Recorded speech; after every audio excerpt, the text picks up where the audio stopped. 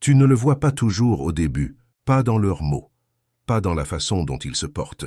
Mais quand quelqu'un entre pleinement dans son éveil divin, quelque chose bouge et tu le ressens. Ce n'est pas du spectacle, c'est un rendez-vous saint où Dieu ouvre ce que le monde ne peut pas. Ce n'est pas clinquant, ce n'est pas mystique, c'est réel. Cela se manifeste dans les yeux, non par des éclats ou des lueurs. Le monde se trompe là-dessus, parce que l'éveil concerne moins le fait de voir plus et plus le fait de voir vraiment. C'est plus profond que cela. C'est le genre de regard qui te fige sans effort. Tu pourrais être entouré de bruit, de gens, de chaos, mais quand tes yeux rencontrent les leurs, tout s'immobilise. Quelque chose en toi sait, même si tu ne peux l'expliquer parce qu'il ne te regarde pas. Il regarde à travers toi, non pour t'exposer, mais pour t'appeler à l'alignement et à la guérison sans jugement, sans ego. Juste une présence tranquille, sainte, qui dit « Je te vois ». Le vrai toi, même les parties que tu as essayé de cacher à toi-même. C'est ce qui arrive quand quelqu'un choisi par Dieu entre dans son appel divin. L'âme devient trop puissante pour être cachée dans la chair, et les yeux sont le premier endroit où cela se voit. L'œil est la lampe du corps. Si tes yeux sont saints, tout ton corps sera rempli de lumière. Matthieu 6, 22. Heureux les purs en cœur, car ils verront Dieu. Matthieu 5, 8. Élu, ce n'est pas une coïncidence. C'est un moment kairos, le timing du ciel qui croise ta ligne temporelle. Donc, si ces derniers temps tes yeux te semblent différents, si les gens s'arrêtent autour de toi, si tu sens un changement spirituel profond en toi, ne l'ignore pas. C'est sain. Ce sont les signes cachés que ton esprit est entré dans son éveil final. Tu ne l'inventes pas. Tu n'es pas trop sensible. Tu es en train d'être transformé. Dans le calme et la confiance est ta force. Ésaïe 30:15. Reçois cela dans le silence, non dans l'effort. Maintenant, alors que tu avances dans ce moment divin, je t'invite à le déclarer à voix haute. Écris « Amen » dans les commentaires comme ton oui public à Dieu, comme ta déclaration audacieuse que tu es prêt à marcher pleinement dans ton but. Ce n'est pas de la performance, c'est de la présence. Et reste avec moi jusqu'à la fin parce que nous allons clore par une prière puissante pour sceller cet éveil. Tu n'as pas trouvé ce message par hasard. Tu y as été conduit. Il est temps maintenant de découvrir pourquoi. Tu as arrêté de chercher des preuves. Tu es la preuve de ce que Dieu fait. Il y a des éveils qui arrivent comme le tonnerre, forts indéniables, impossibles à manquer. Mais il y a aussi les silencieux, ceux qui montent non du ciel mais de l'intérieur. Ils ne s'annoncent pas par des visions ou des voix. Ils arrivent dans le calme, dans le silence entre les instants, dans la fissure douce au bord de la réalité. Tu n'en parlerais pas, non par honte, mais parce que comment expliquer quelque chose comme cela? Tu es assis seul, pas triste, pas en recherche, juste immobile. La lumière est douce, la pièce silencieuse. Et puis cela arrive, un frémissement, une ondulation. Pas dehors, mais dans la façon dont tu vois. Le coin d'une table semble se plier un bref instant. Le mur pulse, puis se stabilise. Rien n'a bougé. Pourtant, tout semble plus lâche. Tu clignes des yeux. Vérifies encore, te convaincs que c'était juste tes yeux. Mais ton esprit sait mieux. Non, tu n'hallucines pas ni n'es fatigué. Ce que tu témoins est le voile qui s'étire. Ta perception, autrefois clouée solidement au monde physique, commence à se soulever. Tu commences à te souvenir de quelque chose que ton âme n'a jamais oublié. Ce monde n'est pas aussi solide qu'on nous l'a dit. La vérité est que le royaume spirituel n'est pas là-bas. Il est ici, superposé à celui-ci, vibrant sous chaque instant. Mais seulement dans le vrai calme, le calme réel, commençons-nous à le voir. Ce n'est pas de la fantaisie, ce n'est pas de l'évasion, c'est de la clarté. C'est ce que Moïse a vécu au buisson ardent. Le buisson qui brûlait, mais n'était pas consumé. C'est ce qu'Ézéchiel a vu quand les cieux s'ouvrirent et que les visions affluèrent. Mais aujourd'hui, cela arrive non sur les sommets des montagnes, mais dans les chambres, sur les bancs de parc, dans les levées de soleil tranquilles, à des gens comme toi. Et cela ne s'arrête pas à ce que tes yeux perçoivent. À mesure que ton éveil s'approfondit, ta relation avec la vérité commence à changer, non seulement intellectuellement, mais énergétiquement. Ton regard s'affine, ton discernement s'approfondit, et cela commence à faire mal quand quelque chose n'est pas réel. Tu pourrais parler avec quelqu'un, et sans savoir pourquoi ton esprit recule. Pas de drame, pas d'accusation, mais quelque chose dedans dit « ce n'est pas la vérité ». Ton corps réagit, une pointe derrière les yeux, un poids dans la poitrine, une sorte de nausée spirituelle. Et soudain, tu réalises que ton esprit parle plus fort que ton mental. C'est ce qui arrive quand tes yeux deviennent plus que des outils pour voir. Ils deviennent des instruments de discernement, des gardiens du sacré. Ils cessent de coopérer avec l'illusion. Tu ne forces plus les sourires pour garder la paix. Tu n'entretiens plus les demi-vérités pour t'intégrer. Tes yeux commencent à refléter le royaume de Dieu, inébranlable, perçant, saint. Ce n'est pas de la colère, ce n'est pas de l'orgueil, c'est l'alignement. Quand le prophète Élisée pria pour que les yeux de son serviteur s'ouvrent, 2 Rois 6, 17, ce n'était pas pour qu'il voie plus du monde, mais pour qu'il voie à travers lui, dans le réel, dans l'éternel. Et c'est ce qui t'arrive. Tu vois au-delà de ce qui est présenté. Tu ressens la vérité dans tes os avant qu'un mot ne soit prononcé. Et bien que cette sensibilité puisse parfois sembler une malédiction, bien qu'elle puisse t'éloigner de la foule, elle est en fait un don sacré. Oui, c'est solitaire. Oui, c'est déroutant. Mais non, tu n'es pas brisé. Tu es en train d'être raffiné. Tu es en train d'être confié à la clarté spirituelle dans une époque où la confusion règne. Cette transformation n'est pas dramatique. Elle n'est pas bruyante. Mais elle est irréversible. Qu'à mesure que les illusions de ce monde commencent à tomber, tu ne perds pas la tête. Tu trouves ton esprit. C'est le passage tranquille. C'est le don de la vision sacrée. Et c'est le début de ton vrai voir. Quelque chose commence à bouger. Non avec le tonnerre, non avec des éclairs, mais avec un calme si profond qu'il semble faire écho. Tu n'es pas sûr quand cela a commencé. Cela n'est pas venu avec une voix des nuages ou un rêve prophétique. Cela a commencé subtilement, comme si ton âme se réarrangeait derrière tes yeux. Au début, cela ressemblait juste à de la concentration, de la clarté. Tu remarquais plus de couleurs, de détails, de motifs dans le monde autour de toi. Cela semblait être de l'attention, mais c'était quelque chose de plus. Ta vision ne se concentrait pas seulement. Elle changeait, s'approfondissait, s'élargissait. Là où ton focus central sautait autrefois avec agitation, maintenant il repose, calme, stable, presque méditatif. Et pourtant ta conscience périphérique commence à vibrer d'une vie propre. Non visuellement mais énergétiquement, comme si l'espace autour de toi s'était animé. Tu marches dans un couloir, tu es assis dans un café, ou même tu pries seul dans ta chambre. Et soudain, sans mouvement, sans son, tu sais que quelqu'un est entré dans ton champ. Tu ne l'as pas vu, mais tu l'as senti. Non, ce n'est pas de l'anxiété. Non, ce n'est pas de la sursensibilité. C'est autre chose. Ton âme qui s'étire au-delà des frontières de ta peau, ce qui était autrefois appelé intuition ou feeling viscéral, devient maintenant un sens spirituel raffiné. Tu ne devines plus, tu perçois. À mesure que ton esprit continue de s'éveiller, ton corps commence à suivre, et le premier endroit où il répond est ton système nerveux. Les yeux, longtemps entraînés pour la défense et la distraction, deviennent maintenant des instruments d'intelligence divine. Ta vision périphérique, autrefois juste un outil de survie, commence à fonctionner plus comme un sonar, captant non seulement le mouvement, mais le motif. Non seulement la forme, mais l'esprit. C'est ce que Paul voulait dire quand il écrivit dans 1 Corinthiens 2,15. L'homme spirituel juge de tout, mais il n'est lui-même jugé par personne. Ce jugement n'est pas de la condamnation, c'est du discernement. C'est la capacité tranquille de ressentir la vérité avant que les mots ne soient prononcés. Tu commences à remarquer d'étranges scintillements au bord de ta vision dans le calme de la pensée. Pas des hallucinations, pas de la peur. Tu es assis en silence, te souvenant de quelqu'un qui a autrefois remué ton cœur, et puis un mouvement, une ombre au bord du regard. Tu regardes et rien n'est là, mais la présence reste. Ce n'est pas hanté, c'est sain. Ce ne sont pas des fantômes. Ce sont des échos, des empreintes émotionnelles, des souvenirs qui surgissent dans le champ de l'esprit. À mesure que le voile entre le vu et l'invisible s'amincit, tu commences à réaliser quelque chose de sacré. Ton âme n'a jamais oublié, et maintenant ton corps se souvient aussi. Cette sensibilité peut être déstabilisante au début. Tu peux craindre de l'imaginer. Tu ne l'imagines pas. Tu t'accordes à la fréquence de la réalité telle qu'elle est vraiment. Tu apprends que le monde physique n'est pas la fin de la perception. C'est juste le début. Et puis une autre couche s'approfondit, une que la plupart des gens ne remarquent jamais, mais elle vient tranquillement comme la respiration.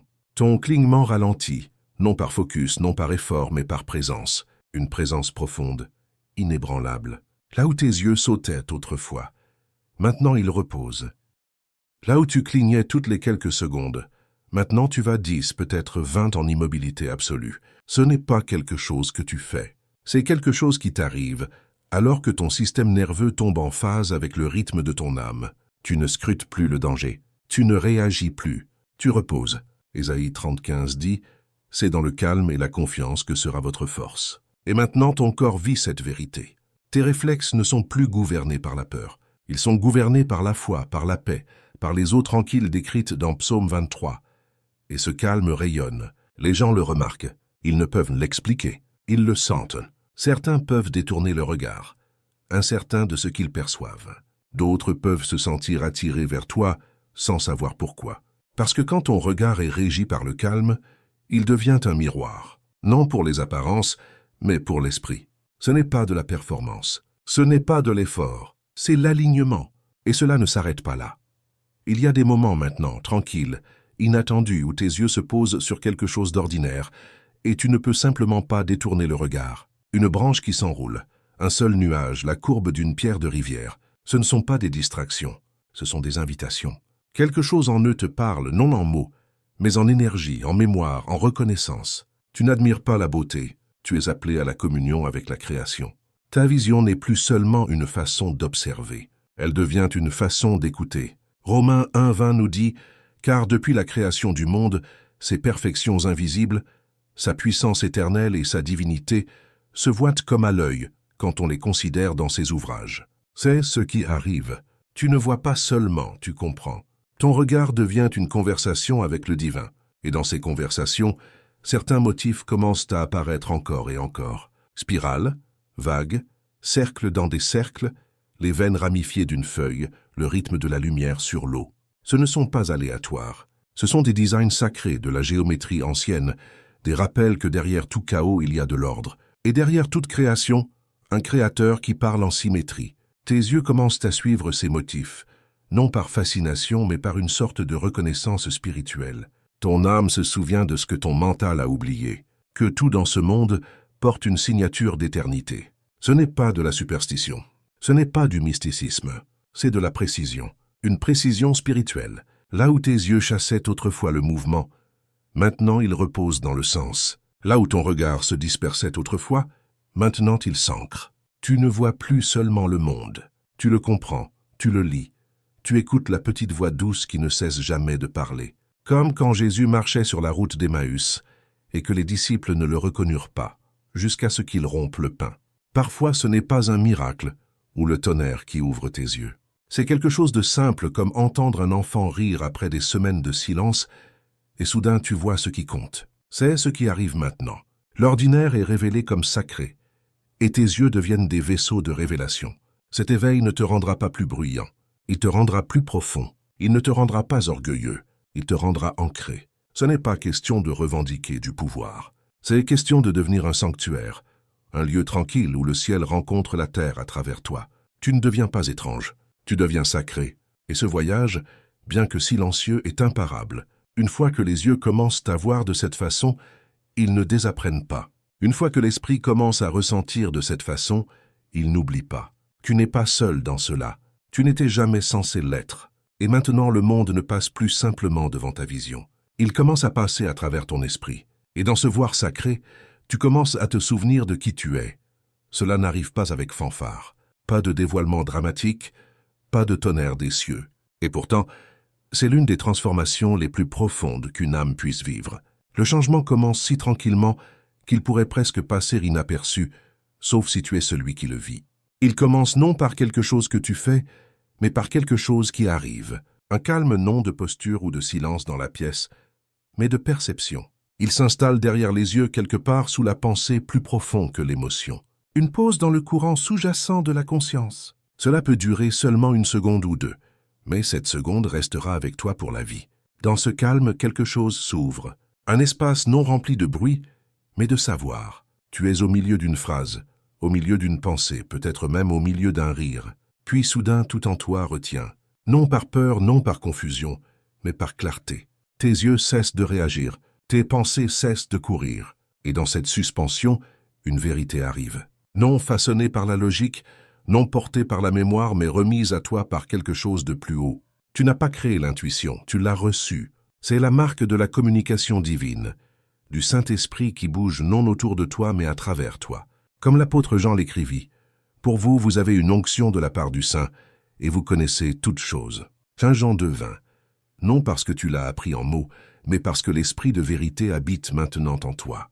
Ce n'est pas une rupture, c'est une percée. C'est ton corps qui s'accorde à la fréquence du ciel, ton système nerveux qui apprend à porter le poids de la lumière. Le calme n'a jamais été vide, c'était de la préparation, une pause sacrée pour que la révélation entre sans obstacle. Et ton regard, il devient le pont, le médium à travers lequel l'esprit atterrit et la vérité est vue.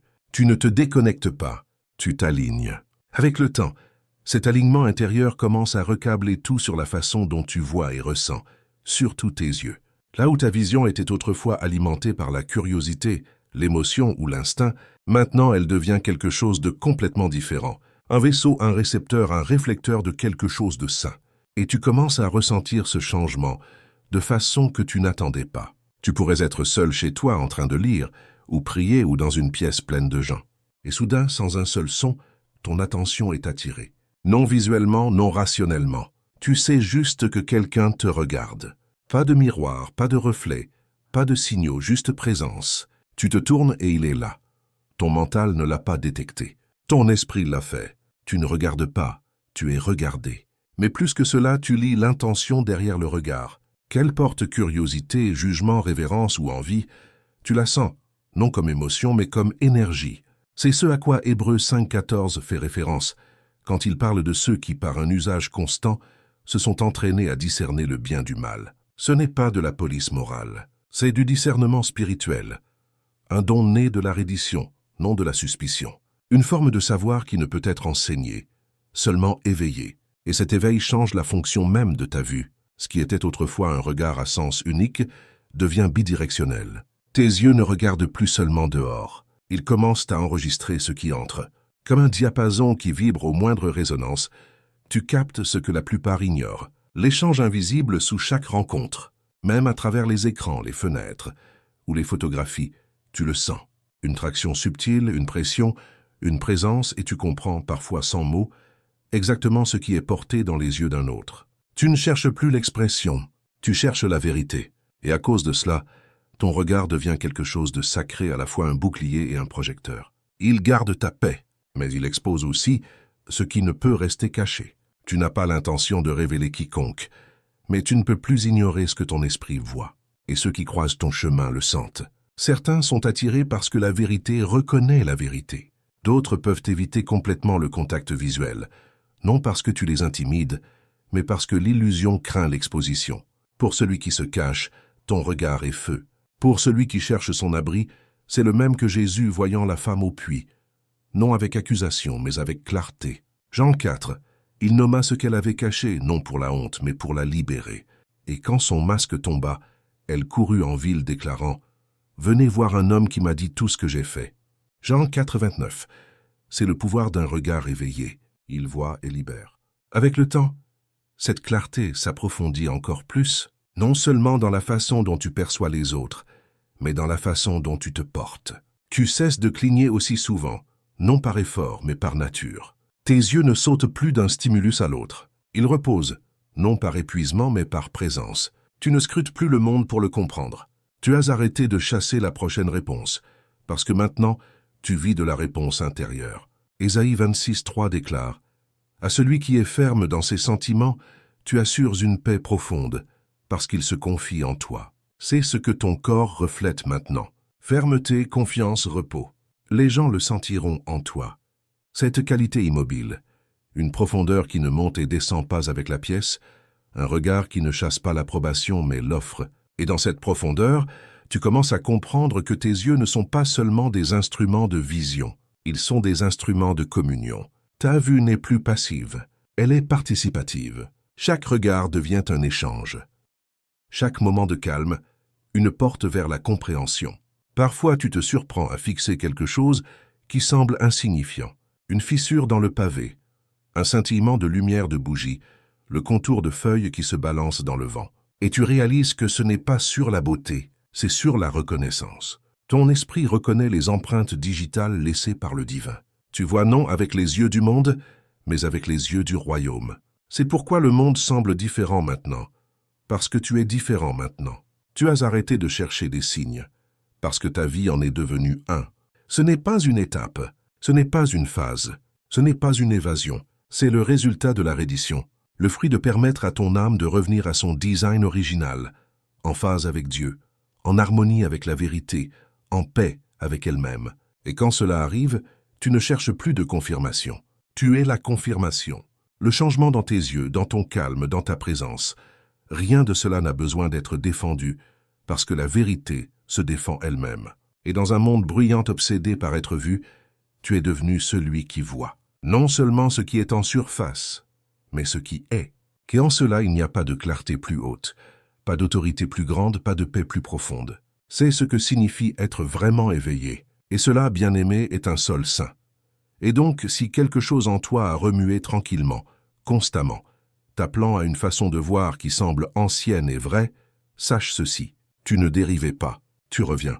Ce que tu as senti n'est pas étrange, c'est sacré. Le ralentissement de tes réactions, le calme derrière tes yeux, le besoin soudain de silence au lieu de bruit. Ce ne sont pas des signes de déconnexion, mais de connexion plus profonde.